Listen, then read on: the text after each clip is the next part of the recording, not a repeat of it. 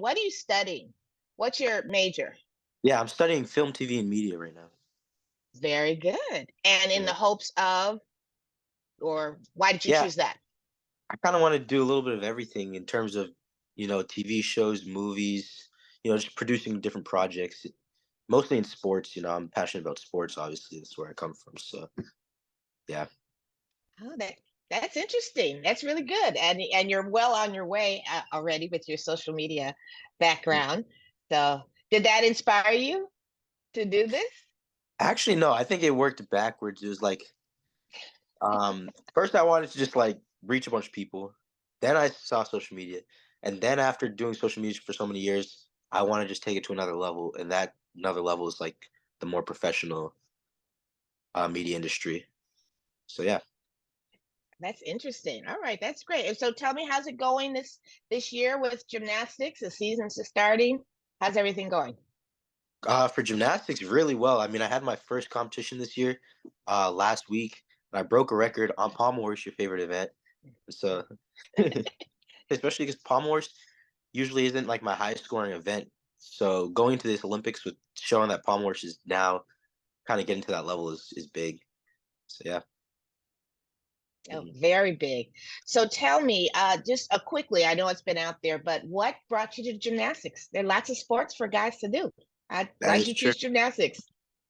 Yeah, I like honestly, I didn't think I chose gymnastics. I think gymnastics chose me because I started at so the my gym was 1 minute up the street. That's important because I Ooh. mean, when you're a kid and your parents are busy working, both my parents working every day, no ride to the gym. Luckily, I could just walk to the gym. And so, I mean, that made it a lot easier to go this path. But my sister's 1 year older than me, and she started gymnastics at, I think she was 4. And so I was 2 years old, just going to pick her up, and I would see her in the gym, see a bunch of kids flipping. So I'd go home and try to try these flips. And I know I landed on my head a bunch of times, like on my parents' bed and stuff. And then at one point, they're like, all right, we have to put him in. And so I started in the gym. Like literally my whole life. I've never done any other sport. All I know is like the gymnastics world, just gymnastics family. So Yeah, that's amazing because oftentimes, there's so many offerings out there, but you just stuck with gymnastics. The fact that it was close to your house, I think is big. it is big, 100%. Yeah. Wow, that's amazing. So tell us about your goals now that you've had all this great success. Did that Yeah. change or the same goals? No, I think my goals have definitely changed in the last probably 2 years. A lot of people, it's like the Olympics is like the top, tippity top, and it's like, that defines everything. But I feel like that's like step number one, honestly. I mean, I want those gold medals. That's step one. But like, I've been in the sport for so long and I've seen how much it's struggled, especially on the men's side of, you know, reaching millions of people and just becoming this big sport. So my goal is to kind of change that, bring as many eyes to the sport as possible. When I leave the sport, I want it to be like 5 times bigger than it is like right now. So that's my real goal. That's Hmm. great. And it's about gymnastics overall. That's amazing. Hmm. So tell me, what gymnast inspired you when you were growing up? Yeah, that's a good question. So honestly, I didn't really have a specific gymnast that was inspiring me when I was younger because there was no real African Americans doing what I wanted to do. There was no like African American gymnast in the top 5 in the world. You know what I mean? Like no one was on the top. You know, like I'm ambitious. I look at the top. So so I knew that like no one. I couldn't really look up to someone directly. I mean, I saw like Simone Biles. She was popping off her on her end. That's inspiring to see like how big you can become. But I kind of just had this vision in my head, like who is Frederick Richard in 10 years, and that was the person who inspired me. And I'm still trying to become him, but he's pretty crazy, so I'm not there yet. That's Yeah. amazing. That's Mhm. really interesting. So not so you didn't really weren't aware of, are you aware of any of the black gymnasts that came before you were starting gymnastics? I definitely was and am. So there was like John Orozco, there's Donna Wittenberg. These guys were on the national team for years.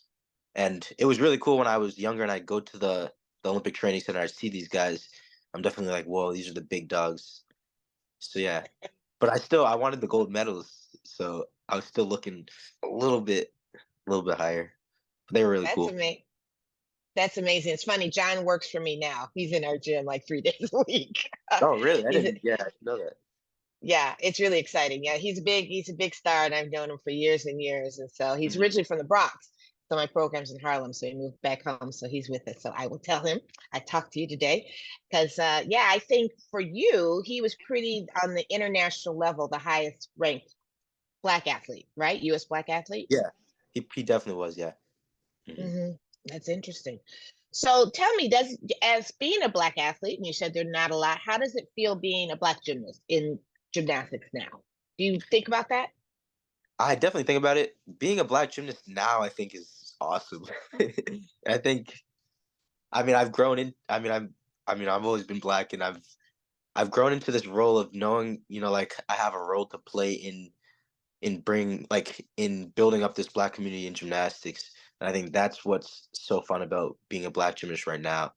It's like we have so much to do, and like so many opportunities to represent, and that excites me because I know, the whole black community has my back, on social media and everything, and it's fun getting to represent the best community, honestly.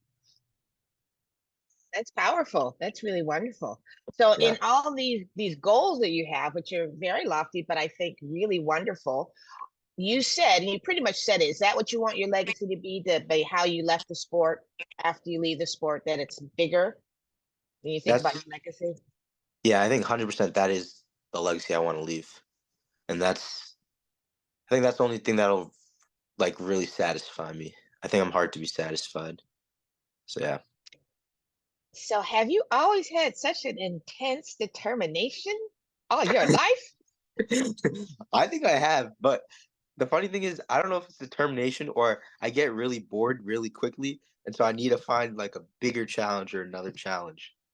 And so I think that's what it is. Because I remember being a younger kid, you got to do level 4, then you got to do level 5, then you got to do level 6. But when I was in like level 4, I wanted to do level 7 already, and I was just bored. And my coaches were like, "No, you got to master this stuff first." So I was always just like thinking ahead. I was trained with older kids, and I've always just been like aiming really high. Oh, that's amazing. It's worked. It's worked really Yeah, well. So it's working so far. Hmm. tell us about your relationship with your coach. Yeah. So my coaches right now are in the past. My Michigan coaches. No, your pat your let's say your most um during developmental. Okay, Tom Fontecchio. Tom was definitely he still is. He's another father to me. I mean, I definitely probably owe the most credit. I give a lot of credit to my parents, of course, other coaches, friends, family, but Tom's number one on that list for creating me. Like he sacrificed, it's one thing to just he owned his gym. It's one thing to just own the gym and, just make money and have kids in and out for years, doing gymnastics, getting better. But I mean, he saw my potential and he wanted to see the fullest of it. And so, we weren't in the best gym at all. We like Tom will tell you, like the equipment was terrible, the gym was pretty bad. But on like Saturdays, he would bring me to other gyms with better equipment, with bigger pits for me to work bigger skills. And he thought like that, like it's okay if we don't have the equipment here. I'll make sure you get it. I'll make sure you get the right coaching. He'd call coaches whenever he needed to learn about how to fix a skill of mine, or basically just go out of his way to make sure I got to the highest level. And then he was also humble enough when I was like 14 to say, okay, you've basically outgrown this gym. This equipment's not good enough if you want to reach the highest level. And he referred me to Levon Karakanian, which was my next coach, starting at 14. And he still came in the gym like every week. But like he basically, and he told me a lot of people in the state were like, you shouldn't have given Frederick up as your gymnast because I mean, like he got to the world level. And Tom's like 75 at this point. Like he's old. He was spotting me at 70 something when I was a kid. Like that is very old to not be retired and to be putting in the work for me. But yeah, and then he humble enough to send me to the right gym and still support the journey after that. So I owe everything to Tom. That's amazing. I think people don't understand the impact of the coach. Hmm. And really that it's special to get to this elite level because men's gymnastics, I will tell you, It's a lot. It takes y'all forever to get strong enough to do your stuff. Seriously, I right? still feel weak. Yes, so hard. You do? You still feel weak? Yes, because so I'm 19. I'm still firsting like 25-year-olds in the world, and these guys have developed for 6 extra years. The strength skills they do are just like they're still way above me. Like when it comes to just rings or just general strength, because they've developed. So it's a grind. It is. It definitely takes a certain type of mentality to keep working on that for so long. As you said, gymnastics has always been your thing. So you mentioned, tell us a little bit more about your family. Yeah. Okay. Got my mom, dad, brother, and sister, and yeah, obviously I grew up with them. My parents. Okay, what I love about them is number one, they never really asked too many questions when I was growing up about my gymnastics. They went to every competition they supported, but they weren't on me every single day. Like, how are you doing? Are you getting better? Why did you fall at this competition? They kind of just let me do my thing. I think that was powerful because I didn't have any pressure. I was there for fun, strictly for fun, and I just had fun challenging myself. But they were just there supporting, but not over putting pressure. I think that's important, especially when I got older and got closer to this level when it's like, okay, a lot kind of does ride on these big events, but they still keep their hands off, which is important, I think. Obviously, they made a lot of sacrifices too. Once I started going to Mega instead of Somersault, which was 1 minute up the road, Mega was 40-minute drive every day. And I didn't have my license at that point. Someone had to drive me to the gym there and back every day. That's an hour and a half out your day. And so my mom, dad, brother, and sister all switched off days and times to bring me to practice, pick me up. So I can't even imagine what it's like for like my siblings because like I would not want to drive if I had a younger sibling or anybody like take an hour out of my day to bring them to the practice. Like that's far. But that's what they did. They all knew what I was passionate about and all believed in me. Kind of wasn't even like a second thought. There wasn't like any chance I was ever stopping the sport, no matter how much the bills piled up. Because once you start hitting higher levels and traveling to all these different competitions, bills add up quick. But I mean, they made it work, and thankful for them for that. Oh, that's sweet. That is an amazing sacrifice from your whole family. And Mhm. how are they feeling about where you are now? Oh, they're loving it now. I know my dad and mom just, especially my dad. I know he tells everybody about me, which is funny. Yeah, like everybody, and he's always wearing the Frederick Flips clothing everywhere he goes to work. He does construction, but he's wearing Frederick Flips clothing on the job. Yeah, and my siblings. I mean, they're having fun. I send them gifts all the time, and I mean, yeah, I think it's just fun for the whole family to, in my hometown, everybody knows what I've done, and so they get to say that's my sibling, and they were a part of the process, obviously. So yeah. That's really great. So tell us what message or what do you think? So you have some young Black athletes and men especially that want to do in gymnastics. What kind of message would you give them? Because you know the journey. Yeah, I'd say obviously the journey's hard, but I think try to have as much fun as you can is the biggest message I'd give. I think that's driven everything because how hard it is, like the struggles you encounter, the only way I think to get through it is to remember why you're there in the first place and to not overthink and over put pressure on yourself. So it's got to start from a place of fun, and this sport is the most fun sport for sure. Like there's nothing like flipping and trying to learn a new skill and with your life partially on the line because it's dangerous, but like you're having fun with your friends of who can just make the skill first and chuck the skill. So I mean, just have fun. This is the best sport. Wow, you are good, man. They ought to be paying you yet to promote this gymnastic sport because you definitely Exactly. Yeah. USA Gymnastics send some checks. Yeah. Yeah.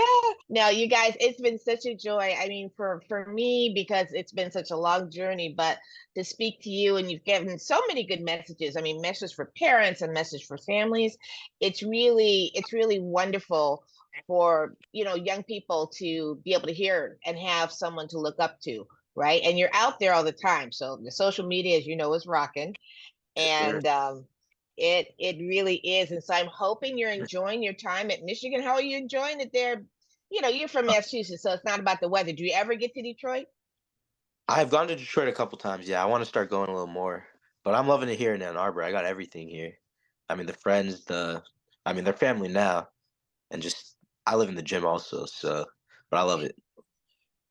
Hmm. That's great to hear. That's great to hear. Yeah, it's a thing. I get to Detroit every couple of months, because I have gymnasts down there and we have a program there. And but it is different. So you get down to Detroit, it's a lot of fun. But I would say this much, you guys, thank you so much for joining us. I'm wishing you the best. You have such a great attitude, and I'll be watching and cheering as I do. Also checking your pommel horse. Congratulations on that. Thank you. So let me tell you, what's your favorite event, by the way? Favorite event? I'm definitely choosing high bar. So that's usually my best event, and I just like the flipping and catching back on it. And then, if I'm being honest, it hurts a lot less than these other events. Palm horse hurts the wrist a little bit, floor starts to hurt the back. High bar just feels good. So yeah. That's interesting. That's Hmm. interesting. And you train, how much do you train now? Because Hours a day, hours a week. It's probably around 30 hours a week, and then I'm in the gym like probably like 7 to 10 hours a day because then I shoot content and stuff, plan content, and then just chill with the boys. So I just live in the gym, but yeah. that's great. That's where it's going. So let me ask you one before we leave. Who is your athlete that you look up to? Like that you're saying, this is what I'm looking at as in gymnastics or other sports? Good question. Hmm. I guess in gymnastics, it's definitely Simone because I'm still competitive and I want to break her records of gold medals at Worlds and the Olympics, and I got a long way to go. So definitely her. If I was gonna look up to an athlete in history, I think I'm choosing like Muhammad Ali. I think he's like number one, a beast in the sport, but he knew how to talk, how to sell the sport, sell himself, market right. And I mean, he had that energy of like fun and powerful, and that's like kind of what I try to be.